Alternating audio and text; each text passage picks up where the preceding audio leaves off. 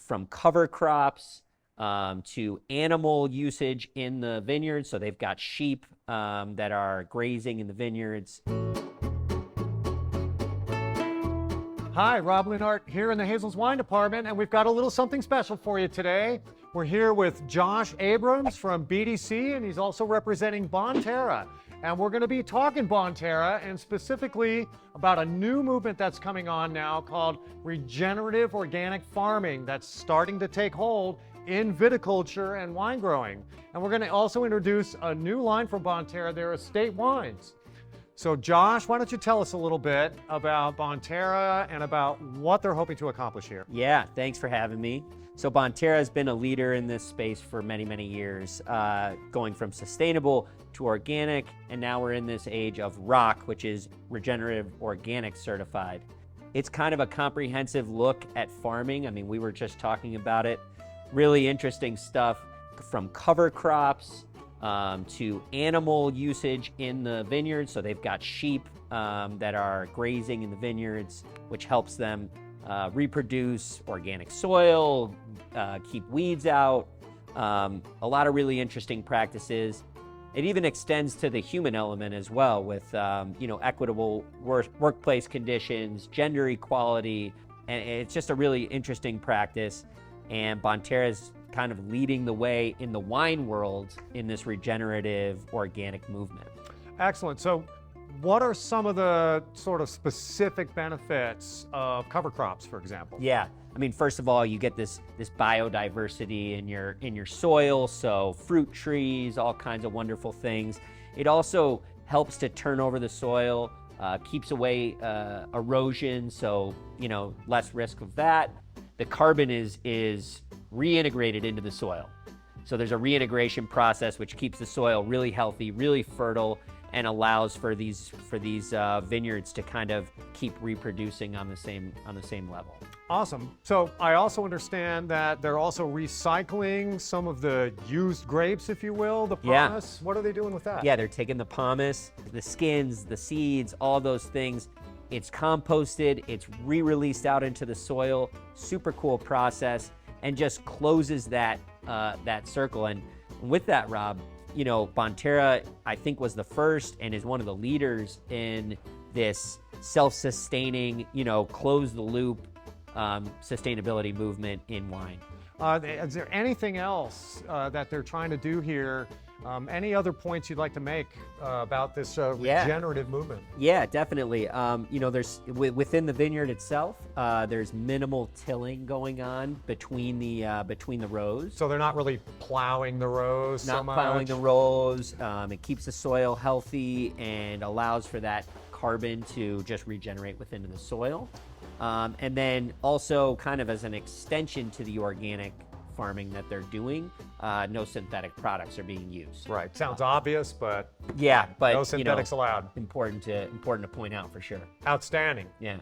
So Josh, thank you so much for all that awesome information about this really new movement that sounds super cool. Like, we're gonna really advance here in taking care of the planet and taking care of our vineyards. For good measure now, we're gonna get to taste two of these wines produced using these methods. We've got the estate bottlings now from Bonterra. We've got the 2022 Chardonnay and the 2022 Cabernet Sauvignon. So let's start with the Chardonnay. Absolutely. So these are estate wines, like you said. It's a new line for them. With the Chardonnay, I mean, you get this really nice perfume on the nose. I know that was something you were loving about this one. Definitely kind of works into that apple and pear, some stone fruit going on in there. Definitely some oak here, some new oak, so a little bit of that influence, but not really driving the bus. Kind of on the finish, a little toasted almond, a little toasted note on there. Yeah, that nuttiness. Yeah, really pleasant, refreshing. That does hold on to some acidity as well. Nice on the palate, good balance. Yes. I think this is a mid-weight, good weight, not too light, Nice crisp acidity. Is there any malolactic, any mallow on this It wine? is, yeah. There is some malolactic on it, and I think that gives it some of that body that you're talking about, gives some of the structure. Yep, gives it the nice roundness, a bit of polish on the front end, a little bit of that sort of butterscotchy note to play with that toasty oak. Very nicely done, good crisp finish. A bit of a mineral element as well. Pretty complete Chardonnay. Yeah. Good on them, really showing some of the benefits of those farming practices. Absolutely, yeah. I mean, these wines, I mean, with all the farming practices that we talked about, you know, what we love to do is taste the wines. So to have something in the bottle that's reflective of that effort that they're putting in is the exciting part. Proof is in the bottle and the glass. Absolutely. All right, let's get into this Cabernet. Yeah, so Cabernet, it's 100% Cab, which is not something you always see these days. And it's coming from their Butler Ranch Vineyard in Mendocino.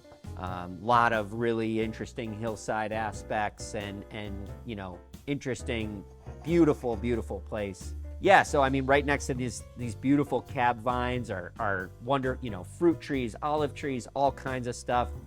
It's a beautiful place, and it's a beautiful place to make Cabernet, and they did a great job here. So I noted that this was a little slow to open. It was kind of looking for fruit a little bit up front, but as it's opened up while we've been chatting away, the fruit has definitely come. We're definitely starting to find some of that cassis, a little bit of that black cherry, blackberry fruit showing through. Up front, I would say it's still very youthful, however. I think the structure is driving the bus here.